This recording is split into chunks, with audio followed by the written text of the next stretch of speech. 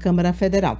A gente vai conversar agora com o William Maza, que é doutor em Direito pela Universidade do Vale dos Sinos, a Unicinos, e é professor também da Universidade Estadual do Piauí, conduziu o Observatório da Covid, e o William Maza, o professor William Maza, que também é auditor fiscal da Fazenda, ele fez um estudo bastante relevante, que até já foi divulgado pelo jornal Meio Norte, mas a gente então aproveita todo esse conhecimento adquirido aí pelos pesquisadores para que a gente possa entender, William, por que o auxílio emergencial realmente é importante para o estado do Piauí, como diz o governador Wellington Dias, né? Ele trata no tweet, que a gente vai mostrar daqui a pouquinho, de uma série de pontos pelos quais é necessário, até para que a economia do nosso estado possa, no ano de 2021, sobreviver, porque o ano está bem difícil, está começando bem difícil, né? Bom dia.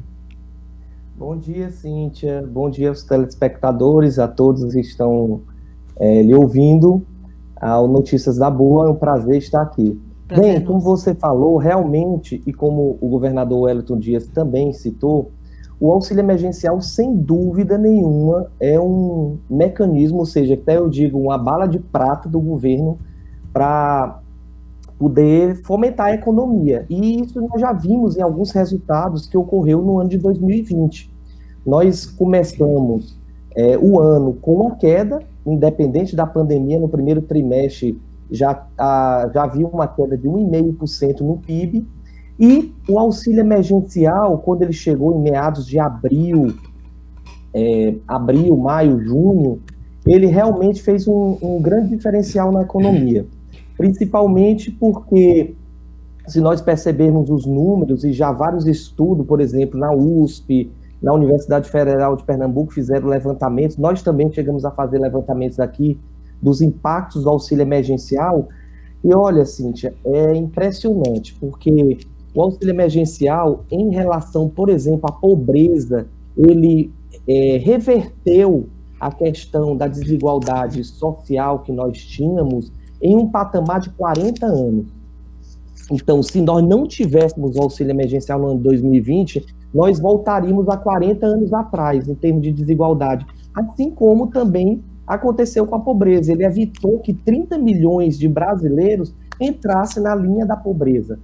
Ou seja, minimizou. Na verdade, foi um impacto que minimizou os efeitos da pandemia, que são desastrosos. Nós tivemos a queda do PIB, a previsão em 2020 de 5%, né? E o auxílio emergencial, ele deu um impacto positivo na economia, em média, de 2,5% no PIB. No Nordeste, foi mais ainda o impacto positivo. No Nordeste, nós tivemos uma média de 6,5%, sendo que Piauí, 7, quase 8% de impacto positivo no PIB, impacto positivo na economia, quase 8% do PIB. Então, nós percebemos que realmente é um valor que não é tão relevante, foi um valor de R$600, que depois foi dividido em R$200 no ano passado. A grande questão que acontece hoje no governo, como você citou inicialmente de forma muito correta, são os condicionantes. É meio que um absurdo um auxílio com tantos resultados positivos que nós percebemos em 2020 não ter sido prorrogado agora em 2021 e ter sido utilizado muitas vezes como moeda de troca, condicionando o auxílio, o governo já sabendo do resultado positivo do auxílio, condicionando a reformas que estão previstas, ou seja, ajuste fiscal que estão previstos no governo. Uma vez que nós percebemos que esses ajustes já vinham sendo feitos desde 2016, por exemplo, reforma do teto dos gastos, aquela limitação que colocaram em relação aos gastos públicos, e reforma da Previdência, reforma trabalhista, foram ajustes que vieram, que já tiveram sobre um argumento de uma eficiência e desenvolvimento econômico. No entanto, nós não tivemos isso. E o que se mais observa é que com simples auxílio, que foi R$600, em um ano, nós tivemos resultados muito mais positivos. Para você ter uma ideia, teve Teve pessoas que passaram a ganhar mais com o auxílio do que sem o auxílio emergencial. Outra questão muito interessante e importante de pesquisas que foram feitas em relação ao auxílio emergencial é que ele superou a queda da renda em 25 estados da federação. Ou seja, somente 3 estados da federação não tiveram esse resultado. Então, ele compensou a queda da renda. No Piauí, nós tivemos uma queda de 1,8 bilhões, e o auxílio emergencial foi 2,3 bilhões. Então, ele superou a queda da renda. Assim como também o auxílio emergencial superou a formalidade no trabalho, na carteira de trabalho. Uma média de 1 para 2. A cada pessoa com a formalidade no carteira de trabalho, com esse carteira assinada, nós tivemos 2 auxílio emergencial. Em outras palavras, o que é que a gente pode resumir? Que os indicadores econômicos principais, como pleno emprego, renda e desenvolvimento, com o auxílio emergencial nós conseguimos suprir isso de certa forma. Por isso a grande importância hoje do auxílio emergencial, de você prorrogar esse mecanismo, né, que na verdade ele é um estimulador à economia. Ele dá um respaldo positivo. Agora, professor, desculpa interromper, e essa demora, a exemplo do que aconteceu da primeira vez, é extremamente prejudicial, né? Porque é uma discussão sem fim, de algo que já poderia ter sido automático, né? Uma avaliação, olha, ainda estamos muito ruins, então vamos prorrogar, sei lá, uma coisa automática, uma coisa que já tivesse prevista, que houvesse sido planejada, né? Não, o orçamento público, o principal fator dele é o planejamento, como nós sabemos, justamente para nós não termos valores sendo soltos no orçamento de uma hora para outra.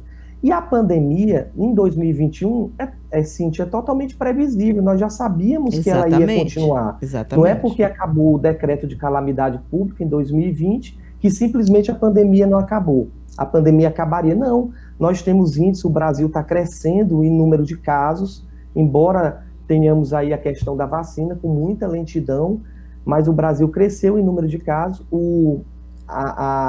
A taxa de desocupação, chegamos a 14, batemos recorde, a taxa de desocupação de emprego, 14,6%, e o auxílio emergencial, naturalmente, ele deveria acontecer, deveria não ter nem cogitado a possibilidade da sua suspensão. O grande problema é, como eu estou colocando e você colocou inicialmente, todos sabem da vantagem do auxílio. Eu acho que isso, de certa forma, é inquestionável, inclusive pelo governo. E ele utilizou como moeda de troca para aprovar algumas reformas que estavam encalhadas e que ele queria no Congresso Nacional. Outro problema maior que eu vejo é porque o auxílio, com a questão do auxílio emergencial, ele bateria no que nós chamamos de teto dos gastos. Justamente um teto que foi criado para limitar os gastos sociais, os gastos públicos. E o governo, o que ele deveria fazer? Era uma reforma nessa questão do teto para poder enquadrar, de certa forma, um auxílio emergencial. E o que é que ele está propondo agora? Manter, ou seja, ele não abrir mão dessa questão do teto dos gastos públicos, ou seja, um controle meio que insano, porque isso vai viger por 20 anos, principalmente no período que nós precisamos gastar com a saúde, controlar a pandemia, com vacina, com pesquisa, com ciência e tecnologia. E ele está utilizando um mecanismo, vamos dizer, até um mecanismo inconstitucional que nós chamamos de créditos extraordinários, que são créditos que se utilizam no orçamento para situações imprevisíveis. Ora, o auxílio emergencial é previsível. A pandemia foi previsível, ou seja, no ano de 2021. Entendi, Efraim? Eu gosto de saber, na primeira leva, né, a gente viu que muita gente, mesmo não sendo carente, terminou entrando. Parecia a renda básica pensada pelo Suplicy, né? A que todo mundo tinha direito, independente da renda. Doutor, o senhor acha que vai ter um menor impacto, já que talvez tenham feito, se fizer um pente fino? Não, problemas sempre existem, né? Em relação ao controle. Na verdade, você dá o auxílio, você dá, por exemplo, o Bolsa Família, como foi um plano excelente que realmente impactou positivamente na economia, assim como o auxílio emergencial, mas tem que ter o controle. E no ano de 2020 já foi possível, de certa forma, colocar quase todas as pessoas que estavam na situação de vulnerável, fazer esse cadastro. Esse cadastro foi importante.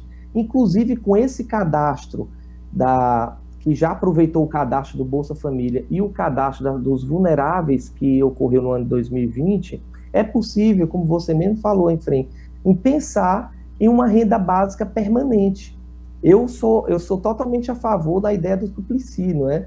De você ter uma renda básica permanente. Agora, para isso, necessitaria um estudo mais apurado de como haveria esse financiamento. Isso é de uma forma mais estruturada. O nome auxílio emergencial ele veio justamente para poder atender essa questão da pandemia, da fomentação da economia, e que teve realmente resultados positivos. Entendi. O governador está defendendo aqui, nessa série de tweets que ele fez, que o auxílio seja de R$ 600, professor, e ele lembra aqui que 67 milhões de pessoas receberam esse auxílio, e aí que o valor seria esse, que essa redução de 300 não vai atender, né, porque já houve, né, essa liberação de parcelas com esse valor menor. Sim. E na verdade, o Congresso deveria aprovar mesmo os R$ 600. O senhor vê essa possibilidade de manter os R$ 600 e concorda com ele que 300 não vai ser o suficiente? Quer dizer, nunca é o suficiente, né? Nem 600 mas para atender, visto que a gente tem um processo de inflação no país?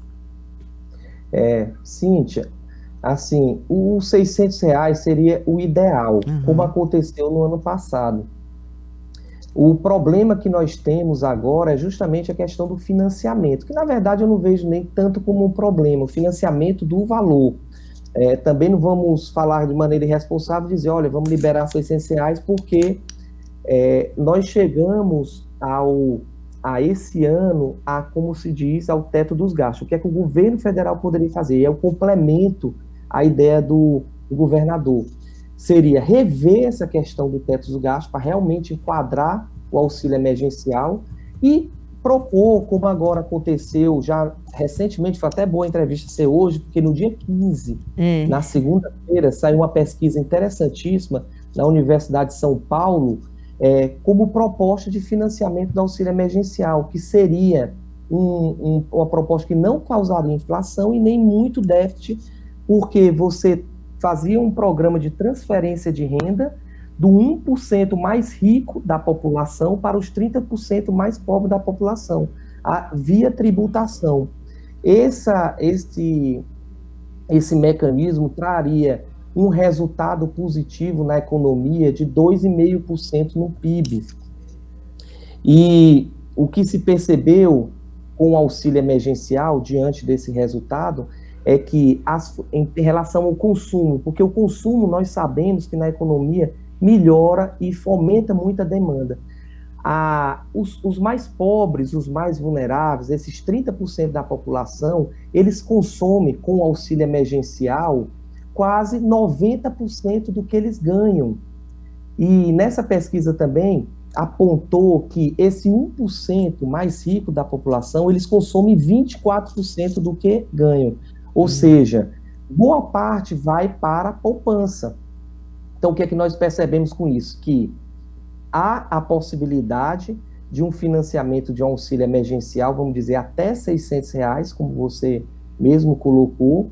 Poderia também ser um valor menor inicialmente, depois, através desse financiamento, ir aumentando, mas, efetivamente, isso as pessoas têm que observar que não é só gasto, é um gasto com retorno crescente para a economia. A renda de todas as famílias, inclusive das famílias que não receberam auxílio, aumentaria.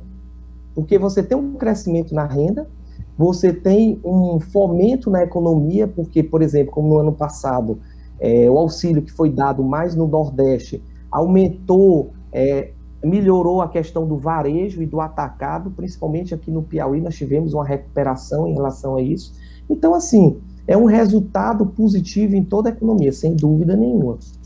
Tá certo, professor. Muito obrigada. Então, agora é torcer, esperar, né? E entender que esse é um momento em que realmente essa população vulnerável, precisa dessa ajuda, né? Para alimentação, para o mínimo enfim, o mínimo de sobrevivência realmente. Que haja critérios mais rígidos, sim, para evitar essas fraudes, mas eu acho sempre que muitas vezes há tanta divulgação sobre a fraude que o mais importante acaba ficando para trás, e que eu acho que a sua pesquisa, o trabalho de vocês mostra muito, que é o quanto realmente esse dinheiro foi bem-vindo e ajudou as famílias a não morrerem de fome no ano de 2020.